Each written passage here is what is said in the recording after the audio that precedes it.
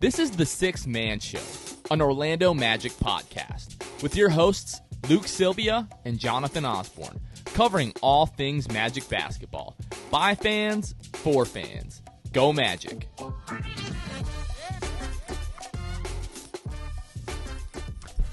What's going on, Orlando Magic fans? You guys are back with the Sixth Man Show. It is January 24th, 2022. Orlando, baby. We here. Luke, how we feeling? This is like, compared to the way that we opened the last podcast, this is like the complete opposite end of the spectrum. Yeah. No, this is good. We if every time that there was a game on the day that we record, Jonathan, if it could just go like this, that'd be great. Every time. A win led by the young guys, and I mean, I guess, are we classifying Mo Wagner as like one of the young guys? Or is he just kind of... that's fair. I guess. He's like borderline NBA player, so to me it counts. He's what, 23, 24 years old, Mo Wagner? Let's see. I'm pulling it up right now.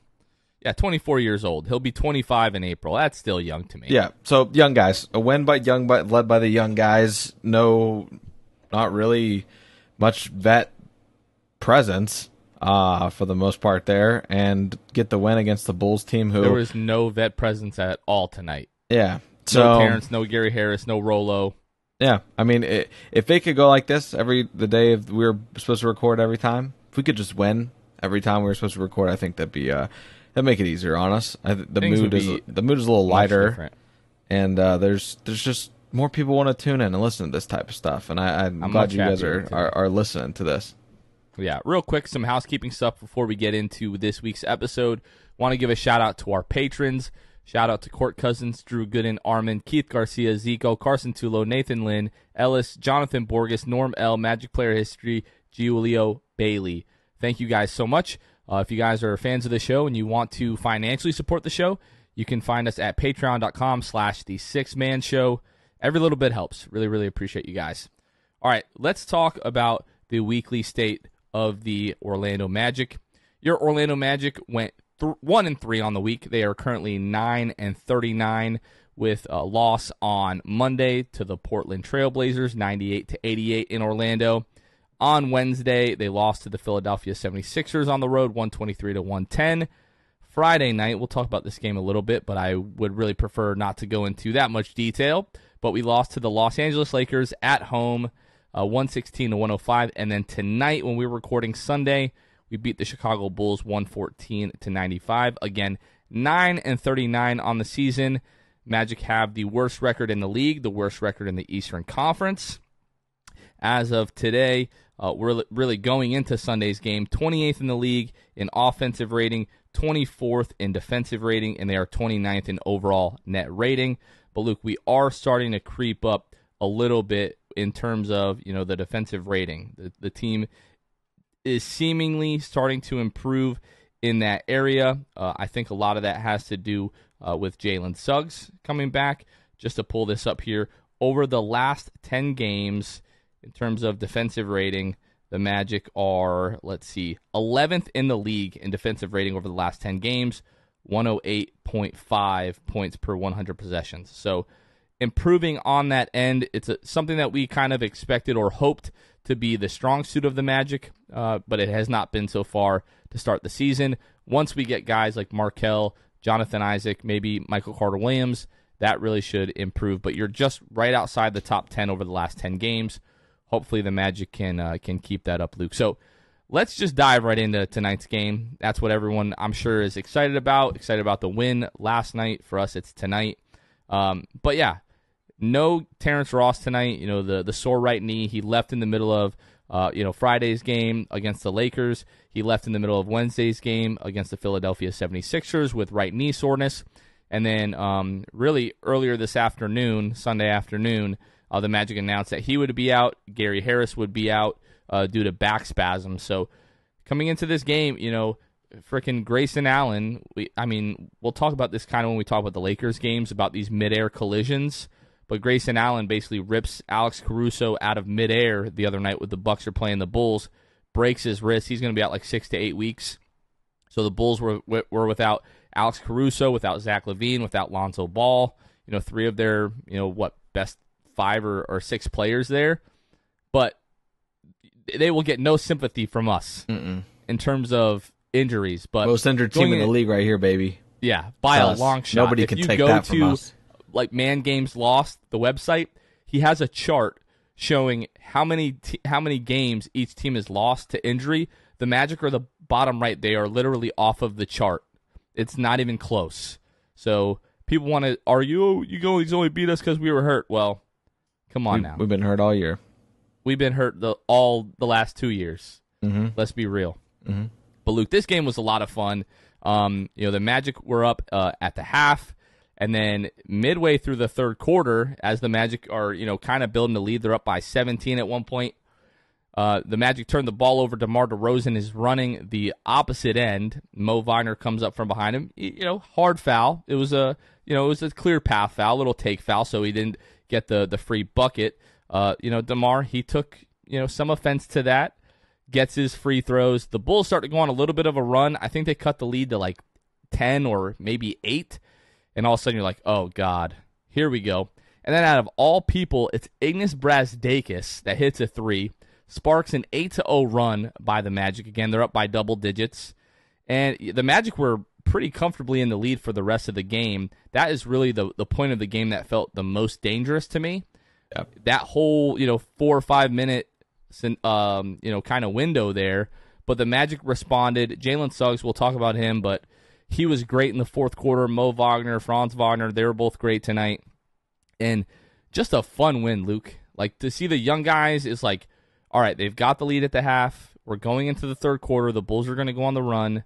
The Bulls go on the run with, they were pissed off. They had that added motivation, and this is very well, a game earlier in the year that the team might have just crumbled and lost the lead and lost the game, but to immediately respond the way that they did and go on almost a 20-point win.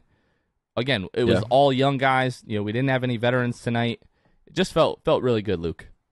Yeah, and the first thing I have to bring attention to is in the team stats department, the turnovers. Magic have 14 turnovers, but they force 22. So the Bulls have 22 turnovers tonight. The Magic were everywhere. They were flying around. They were making the right reads defensively, getting in front of guys. Only guy they couldn't stay in front of tonight was DeMar DeRozan, and it was very clear that the game plan was let DeMar get his and just stop everybody else, and we can win this game. The Bulls have a few key guys out. And, we can, no disrespect to, Nikola Vucevic, but he went 4 of 19 tonight. 13 points, 13 rebounds. So for what it's worth, still had a double-double, but he was not having a good night. I mean, Mo Wagner played great defense in terms of as a big man tonight. Did well down low, altering shots, getting guys to miss, that sort of thing. But man, it was taking charges. I mean, it was just a team effort. I mean, this is the type of game you have to win. Like you said, like the first half of the game felt like it was the Wagner dogs, right? Thought it was like the Wagner bros that were it was going to be their game. But it turns into the Jalen show in the fourth quarter, which, good Lord, that was ridiculous to have that many emphatic dunks in the fourth quarter. The passion that he played with was insane. And to top it all off, obviously had his pointing to his jersey, to Orlando on his jersey.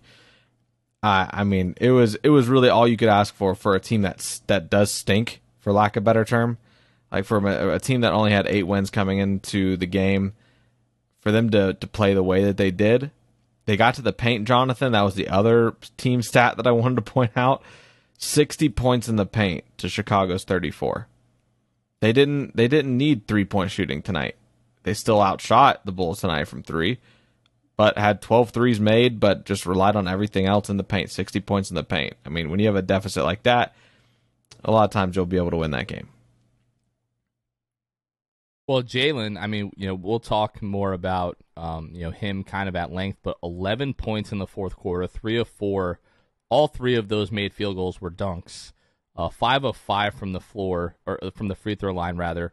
4 rebounds, 3 assists, 2 steals, no turnovers for Jalen. Like, played the entire fourth quarter. Like, Mo and Franz got us to the fourth quarter and helped build that lead. Oh, you meant in the fourth. I'm sorry? You meant in the fourth quarter. He had 0, right? Turnovers? Yeah, in the fourth quarter. Yeah, I'm talking about strictly in the fourth quarter. Still only had 1 the rest of the game, but yeah.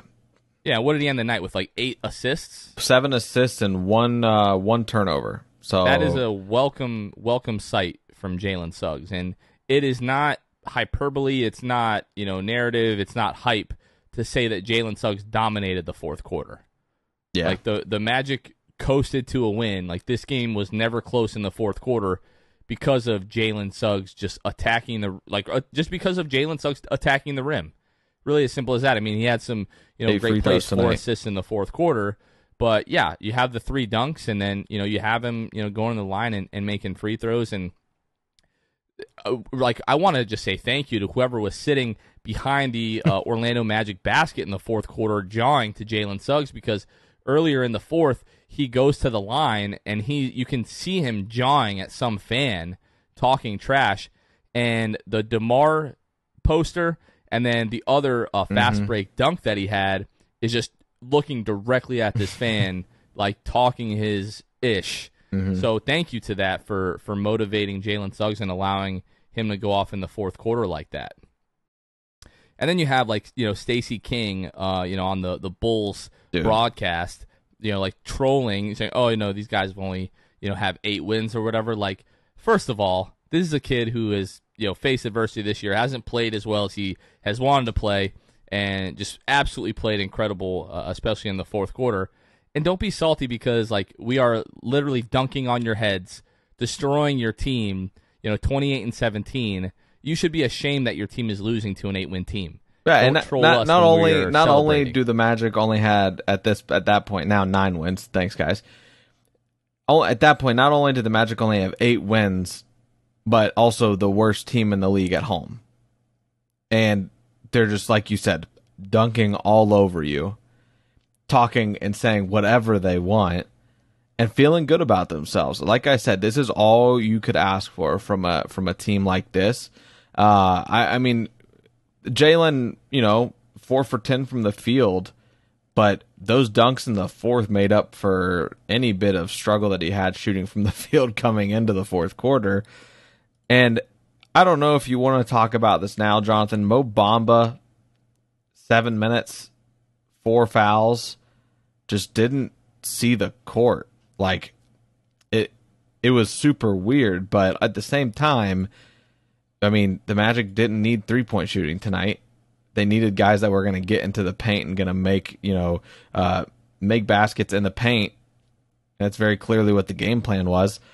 Mo Bamba simply just wasn't needed tonight. And I know that's going to hurt a lot of people after his, multiple 3-pointers made the other night to hear me say this. But it's just the truth. The Magic did not need Mo tonight, and the Magic won convincingly.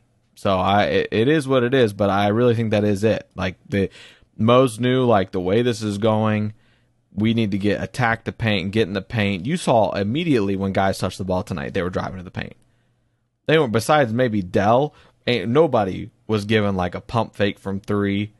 It was just right to the basket every time. And the Bulls couldn't do anything with it. So at that point, I understand Mo playing 7 minutes, man. Is it surprising that he only played 7 minutes? Sure. But at the same time, it kind of goes to show you the game plan tonight, and Mosley being able to coach on the fly here. Mo Bamba had 4 fouls, gave other guys a chance. Mo Wagner starts lighting it up. And at that point, Mo Wagner's giving you everything you need up to that point there. And, it is what it is. But Mo just wasn't needed. Well, so, I mean, I think we need to give Mo Wagner a lot of credit. 25 minutes, 23 points off the bench, 9 of 13 from the floor. Just played his butt off tonight. Franz Wagner as well, 18 points in 38 minutes, 7 of 14 from the floor. So we mentioned really on Wednesday that we were going to have this, conversation about Mo Bamba because, played so well, the other night against the 76ers, 28 points in the first half. finishes the night with 32. And Fouls then, and then like tonight, again, 4 fouls in 7 minutes gives you 3 rebounds and also 2 turnovers in those 7 minutes. But we had people kind of going off about how like that game against the Philadelphia 76ers just proved that Mo is a good player and the Magic need to re-sign him and they need to do all these things. And some people were even arguing that he was better than Wendell Carter, which was just like gross, the most ridiculous thing in the world to me. A guy named Stat Dude or something like that. And I was like, Stat Dude needs to go look at the stats. Like, it's not even close. You look at Wendell and Mo Bamba, and just the eye test tells you that Wendell Carter is, the better overall player and the more consistent player. And I don't want to say that I'm totally out on Mo Bamba as a player. I just don't, I can't think of a way that this guy could get more of an opportunity here in Orlando to prove that he's worth re-signing or that he's going to be, like a long-term starter in the league, that he can bring it every night. And really the only thing that Mo Bamba gives you is elite rim protection. And and that's when it's like a guard and he's like coming over from the weak side. Yeah, I was gonna add it's not elite defense. Don't mistake me for that. I'm not saying he's an elite defender. Yeah, it's not. He's elite at finding shots that he can block.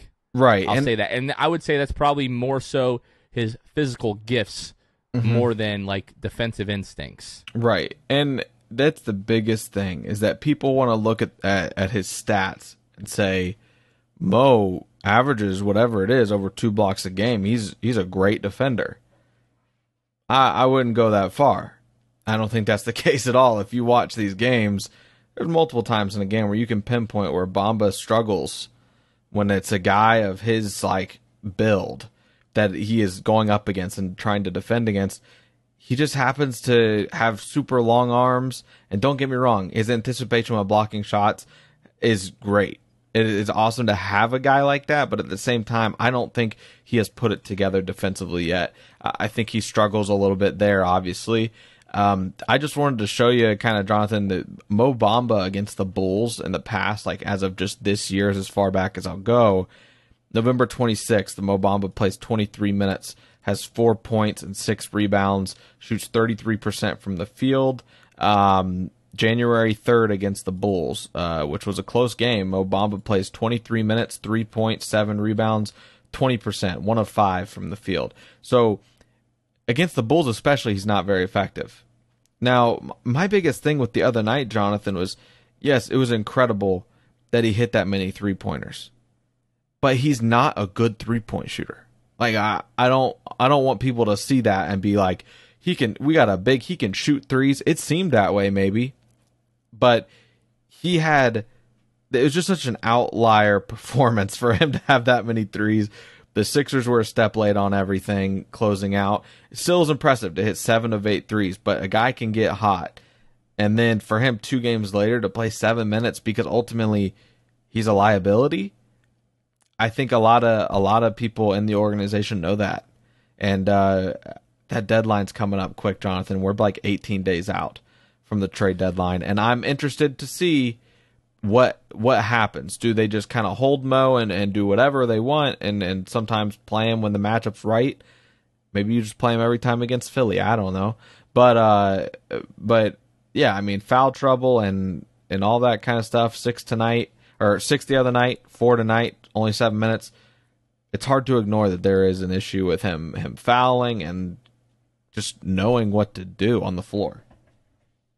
Yeah, and I don't want to turn this into just a gigantic crap on Mo Bamba fest. I don't think that he is a bad player, but he's just not consistent enough, and that's been the issue, his entire career. Which is a big part of being good. Yeah, as the Kansas City Chiefs just score a touchdown with 1 minute left, they're going to go up 4 off of this extra point. That is absolutely crazy. I can't believe that just happened. Keeping this game on out of the corner of my eye. Everybody really listening to this is like, yeah, Jonathan, we know what already happened in this game. Yeah, I'm really hoping the Bills are able to pull this out, but freaking Tyreek Hill, unreal. But yeah, no, I'm not trying to make this into just crap all over Mo Bamba. It just, we've said this for, the better part, not 4 years, the first year he's injured, but like the better part of 3 years now. He just, is not consistent enough, and he's not consistent enough in his play, not consistent enough in like his level of energy. I wouldn't say he's a lazy player, but he definitely, his energy kind of, he's like, not ebbs and consistent. flows. Sometimes it's really, really high, and sometimes it's just like the bare minimum.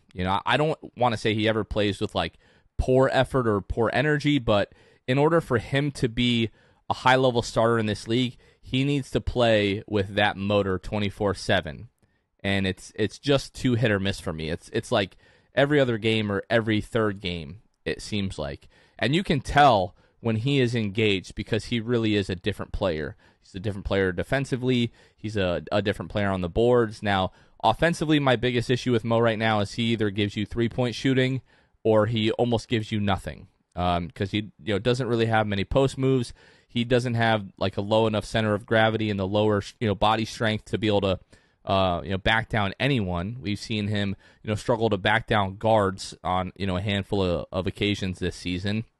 So if he's not hitting long twos or threes, he's just not giving you, much, offensively. Doesn't seem very interested in, rolling to the rim and taking those lumps as he's, running to the rim for lobs. So that was like the big thing for me. If Mo could evolve as, a pick and roll, kind of just diving to the rim kind of guy, it's unguardable. He's just so big. Arms are so long. It would really make a big difference for Mo. And I'm not totally out on Mo as a player, but I do feel like we are trending in the direction that this is probably not going to be like Mo's long-term home, unfortunately. Yeah. I would love for him to turn it around and to prove me wrong and that not be the case. But that's just kind of how I feel right now. So last year, Jonathan, he plays 46 games. He starts 5. He plays 15.8 minutes a game. Everybody, including you and me, are practically throwing tantrums, wondering why Cliff isn't giving this guy a chance. I'm seeing it. Like as much boy. as don't I don't want to hear you turn into a Steve Clifford truther. I'm not, Come on now. dude. Are you going to tell me he was wrong? Yes, 16 absolutely. minutes a game? Are you serious? Absolutely. Dude, he has played was. 36. He is showing exactly why. And now he's proven why he's not going to be a long-term option. But last year, he wasn't even being given the chance. Because they have practice, Jonathan. And in practice, Cliff wasn't. What do you mean that doesn't mean anything? That's how they decide who the starters are, who plays minutes, who actually contributes. Mo clearly wasn't consistent in practice either. Like, this guy is being given 27 and a half minutes a game and started 34 out of 36 games, and all he has done for you is shoot threes and block shots. That's it. But we all knew that currently Khem Birch was the better player. No one was arguing that. It wasn't who was playing better in practice. Right, we wanted him. The fact that he needed NBA time and burn to see if he could develop and wasn't given the opportunity. It wasn't about who was the better player. We all knew that Khem was the better player. But now we have seen it. We've seen, 30 minutes a game, whatever he's played this year.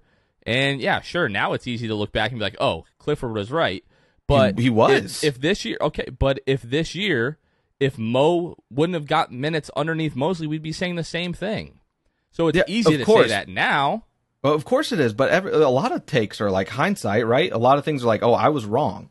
Like, I wasn't in the right last year about Mo. Like, you were still in the right because he needed the time on the floor to prove whether or not he had. But a coach clearly saw Mo Bamba more than we did and decided he would. And I'm not saying the coach is always right, but I'm saying in hindsight right now, I'm seeing it. Who knows what Mo was like during practice? Maybe he wasn't engaging. Maybe we have no idea. And so we were excited because Mo's going to finally get the opportunity. And now that he has, I'm just saying, I see that maybe Mo wasn't the best participant in whatever it was. I mean, Cliff probably saw he couldn't back down guys. Cliff saw he couldn't do these things that we see now. So I'm not saying that like I'm a Cliff truther. I'm saying, looking back on last season, I'm completely seeing why Mo Bamba is who he is right now. And why I'm sitting here saying, as someone who wanted him to get minutes and play, I get it.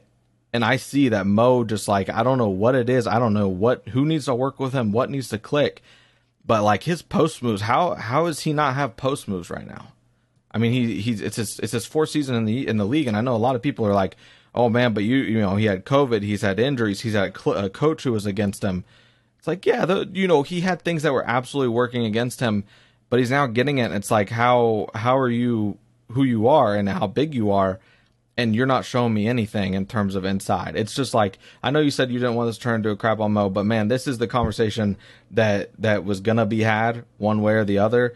And against Philly, he had a great game, and he shot the ball really well from a great three. Half. Yes, and then he fouled out and yada yada. So it sucks, man. I really wanted Mo to be great, and I just, like you said, I don't know that Orlando's going to be the place that he finds a home. Hopefully he does, but it looks pretty bleak for Mo right now. I mean, you just kind of look at the high of against Philly, and then to play only 7 minutes tonight, not even touch the court again. It was pretty crazy. I think the truth lies like somewhere in the middle here, because it's very clear that Clifford wasn't like excited about the prospect of developing young players. I think we can all agree with that. That's part of the reason that he quit, because he didn't want to go through a rebuild, didn't want to, you know, deal with young players. But yeah, with Mo, to me, it's not so much the Bills just scored a touchdown, 13 seconds left. Let's go. Let's go. It's not so much the lack of post moves. Just as a center in the league, if you can't back people down, you need to be able to run to the rim for lobs. And the fact that he's failed to do either of those is just like, right now, he's shooting the ball better as of late. He's up to 35% on the year, which is league average. But it's just, for him to have that much value offensively, he's got to be like up in the 38 to 40% range for me from the 3-point line to make it worth it, that he doesn't give you anything else offensively. So, yeah, that's our crap on Mo Bamba Fest. 13 seconds left. The Bills are up 3. The Bills might be going to the AFC Championship. I'm very excited for my couple of buddies of mine that are Bills fans. Guys, cheers to 2022 and resolutions you can actually keep. How about having clean and shiny balls all year round? Our sponsors at Manscaped are here to save your balls this year and make the ball drop into 2022 the cleanest and sexiest ever. Set your first New Year's resolution with good intentions and join the 4 million men worldwide who trust Manscaped with our exclusive offer. Go to manscaped.com and use code SIXTH, that's SIXTH, for 20% off plus free shipping. And inside the Performance Package 4.0, you'll find the Signature Lawnmower 4.0. This electric trimmer is designed to trim hair on loose skin.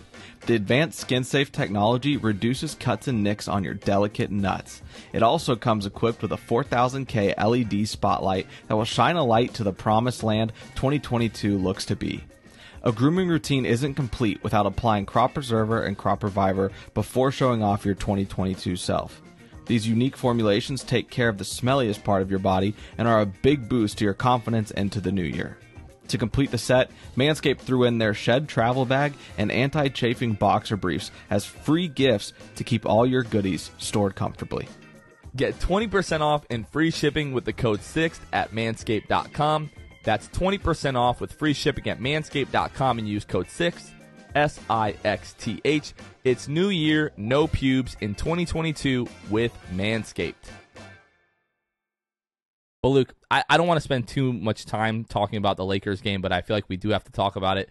Friday night, producer Kevin's first game at the Amway, covering the game as a member of the media, so was really excited for him.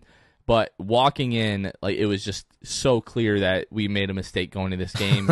90% Lakers fans, just purple and gold everywhere. Shaq was in attendance, which was really cool. Hedo Turkoglu was in attendance, which was really cool. Shaq gets put up on the video board, gets the standing ovation. Again, it's 90% Lakers fans. Mm-hmm. If this was a regular Wednesday night against the Wizards, unfortunately, I don't think Shaq gets the same reception, although he should. And then Hedo Turkoglu was shown on the video board maybe a half hour later, and like 10 people stand up. So I turn to Kevin. I'm like, "What the hell is this?" Like, we're sitting up in the media lounge. He's like, "Well, this is like kind of how you would expect it to be with like a bunch of casual fans here." And I'm like, "No." I'm like, Shaq went to 1 finals, 1 Eastern Conference Finals. Hedo went to 1 finals and 2 Eastern Conference Finals. Like, Hedo deserves some respect here that he didn't really get, but But anyways, the Magic actually had, I believe it was an 8-point lead at the half, and then like the Magic got outscored 31-16 in the third quarter, 31-27 in the fourth. It became the LeBron James and Carmelo Anthony show. Jalen Suggs took a really scary fall. I think it was in the second quarter, driving to the rim, tries to dunk. Talen Horton-Tucker like kind of blocks him, but like kind of follows through, and it was just like the whole arena audibly gasped. I screamed, "Oh no!" And luckily he got up and then had one of the most ridiculous passes I've ever seen in a basketball game, full court to Wendell Carter, which was amazing. But yeah, a lot of Lakers fans, Luke. LeBron James, crying, whatever. He's the greatest basketball player of all time. Can still be a crybaby. But yeah, wasn't really that fun of a game to be at. But it's cool to witness. LeBron James and Russell Westbrook. My God, that dude sucks. That dude is absolute buns right now. He had two of the absolute worst misses I've ever seen live in an NBA game the other night. Like an 18-foot jumper where he hits the top of the backboard. You can't even believe that it happened. And he still shot just under 50% on the night, which is insane. I watched a montage, Jonathan, of Westbrook misses the other day, and it was like so many elbow jumpers that he tried to bank in that just hit off the top of the backboard. I watched that montage, and I was like, this dude, not looking at the stats, I hadn't like looked at his percentages this year. I looked at like maybe some other things about him, but not his field goal percentage. And I was like, this dude has to be, after what I just watched, this dude must be shooting 35% or worse from the field. Jonathan, he's shooting from the field 43.3, which by no means is awesome, right? But the misses that he has are so bad. They are atrocious. And it's just like when he misses terribly. And then he's going to hit some shots. It is so weird. It is so strange. Like he shot 8 of 17 the other night against the Magic, and like you said, had 2 awful misses. Like you wouldn't think an NBA player could miss like that. Russell Westbrook does it and somehow manages to shoot over 40% from the field. It's an enigma. I don't understand it. I am not trying to say that I'm anywhere near the basketball player that Russell Westbrook is, never will be. But I cannot, it's probably been like 15 years since I've missed a mid-range jumper that bad. Like I've airballed a few, but like to hit the top of the backboard from the left elbow is like just really, really crazy to see in an NBA game. It's like all-time terrible. Luke, anything else that you wanted to cover from this game in particular? No, we've seen it a million times, right? The other team has good players. They might not be a good team right now. Other team has good players. Magic, no good players. The Magic have a lead at half or are close, and then they poop themselves in the third quarter. And then the better team with the better players takes over in the fourth quarter. Game over. I've seen it a million times this year, Jonathan, and that was the Lakers game. Congratulations, guys. That's your recap. Oh my gosh! I think this game is going to overtime. Butker is about to kick a field goal with 3 seconds left. This How far is not it? Cool. They're within range. They're on like their 30 or something like that. Oh really? I just want to shout. People that don't care about the NFL are like, "What the hell is this episode like going on with all this football talk in the middle?" But like this, huge game. Like if the Chiefs lose, that meant Mahomes, Brady, Rodgers all left. All lost in the playoffs this season. I want to give a quick shout out to Chuma Okeke, who's caught a lot of flack. Last 10 games, he's shooting 38% from the 3-point line. Like his shooting is much, much needed. 8.4 points. Let's see, 4.9 rebound, or 5.7 rebounds, 1.7 assists. So Chuma Okeke bouncing back a little bit. Luke, we've talked about Jalen, a little bit here, but he's looked great, since coming back, from the injury. Last 4 games for Jalen Suggs here, he is averaging, I just had it in front of me here, 15.3 points per game, 40% from the floor. The 3-point shooting, still not exactly there, 18%, almost 80% from the free throw line, averaging 6 rebounds, 6 assists, 3.3 turnovers, so 2-to-1 turnover ratio. Not incredible, but it's starting to get there. It feels like Jalen Suggs is starting to figure some things out. really just seems like he's got to get some more. Had a career high with. against the Lakers, so I mean, he's looking good, man. I think that break that he had, as we talked about in the last episode, he looks like he really kind of got to look at everything and take like a bird's eye view and be like, this is where I need to get better. And I think he made the most of it, and he's really showing it right now. And I really can't wait to see everybody together, healthy, meaning Isaac and Markelle. I know it's something that we've said a million times, but it's all I can think about. When I see games like tonight where the Magic are just dominating the paint, playing really well defensively as they have been in the last few games since Jalen got back, it's going to be interesting to see what this team can do with, I think they've got like 33, 34 games left in the season. I'm hoping that we can at least get 25 games at the least with J.I. and Markelle, but we'll see. So let's take the conversation there, and we'll kind of wrap up with this. So Jamal Mosley, missed a few games earlier in the week. Him and Nate Tibbetts were in the health and safety protocols. Jamal came back on Friday for the Lakers game. And we talked about this, especially the Magic went on the 10-game losing streak, but just like the level of the morale of this team and how they've just kept fighting all year long. And especially the last couple of weeks, have been talking about how the games being closer lately. There haven't been many blowouts, and they feel like they're right there. They're getting really close. So just we can critique Jamal Mosley's rotational decisions and kind of his in-game adjustments or lack of in-game adjustments all day. But where I really think you have to give Mosley his flowers is the fact that he has kept this team so even-keeled all season, not getting too high after wins. There haven't been many of those. Not getting too low after losses, and there's been a lot of those. He's just kept this team fighting. They play with energy and effort every single night. They are cheering and pulling for one another every single night. Tonight was a huge example of that, the big win against the Bulls. But we talk about this every single week, Luke. I know Magic fans are probably sick of it, not us talking about it, but just because we have to have the conversation in general. But Markelle, and we had like a little scare, I guess, Friday that, Markelle, or Saturday rather, that Markelle might come back Sunday against Chicago. Stupid CBS Sports. I don't know what the hell they're doing with their injury reports, listing Markelle as a game time decision, and the Markelle, the Magic are listing him as out. Got everybody all kinds of confused. People just rely on the official NBA injury report. Like, if you are ever in doubt, I'll give you guys the URL right now.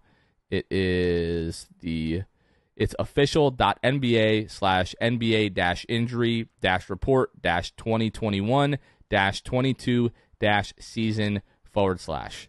That is the link, or you can just Google official NBA injury report, and they post it like every hour, at the mid hour, so like 2:30, 3:30, 4:30, 5:30, so on and so forth. You think we'd be able to trust CBS, right? You can't. Just go to the NBA official injury report. They were doing that with Markelle like 2 months ago. Do you remember that? We played Atlanta in the middle of November, and they had Michael Carter-Williams and E'Twaun Moore listed as game time decisions. It's been 2 months since then, and they are still not back. So you literally cannot trust them. But yeah, just shout out to Mose. Luke, I wanted to ask you, do you feel like we are closer than further away from this team being somewhat competitive? I'm not talking about like playoffs. I'm not necessarily talking about like competing for like Eastern Conference Finals, anything like that, but just being like close to 500. Do you feel like this team is closer or further away, or is the organization closer or further away from that? I think you're definitely closer to like being 500. I think that's like a small goal. That would be a great one to have. Obviously, we would love to, if your team's 500, it means you got basically a 50-50 shot to win the game every night. I know that's not how it actually works, but that's the feeling that you probably get as a fan, is like, we can win any given game. It just matters, it's a matter of if we'll be able to do well and stay away from our weak points, yada yada. But I think we're closer than further away to that point. As far as playoffs or play-in, I think you're not far from play-in. I think that like if you bring like if Markel and Ji are back, weeks ago, I think that maybe you're closer. But I will say, like with if Jalen Suggs continues to be who he has been since his return, we're definitely closer. I mean, Jonathan, now Suggs is almost he's shooting over 5 free throws a game, which for those of you who aren't familiar, that's a good number. You want if you have a guy that can get to the rim and draw contact and get to the free throw line. I mean, what was it against the Lakers? Suggs had 10 free throws that he shot, and he made 9 of them. Tonight against the Bulls, he has 8 free throws that he shoots and makes 7 of them. So Jalen Suggs and his ability to get to the rim right now is crucial to this team and the success that they have. They desperately need Jalen to take that next step offensively and continue to develop in that way.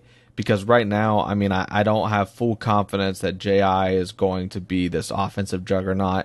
Markel's going to be great at orchestrating, but I don't think he's that offensive juggernaut. If Jalen Suggs can continue to improve and draw contact at the rim, and I mean, I would love for him to improve his three-point shot, but what he is doing right now as a rookie with, in his time back and the growth that he has apparently shown, if it's for real, I think this team is closer, and I think that final, the final pieces are getting healthy, and is Jalen Suggs for real in terms of kind of the advancements that he's made, and can, and pairing him alongside Franz Wagner, and can Cole kind of get out of his slump.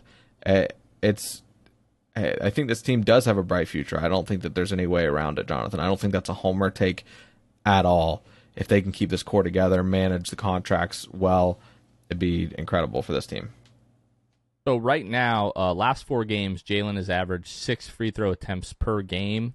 If that was for the entire season, he'd be in the same company as LeBron James, Anthony Davis, De'Aaron Fox. Like, he'd be right around there. Yeah. So that is like, elite, get it, like free throw ability attempts, like to getting get to the rim. contact and get to the like free he'd throw line. be, in between like 15 and 20th in the league. So yeah, definitely not afraid of contact. And call me a homer, whatever.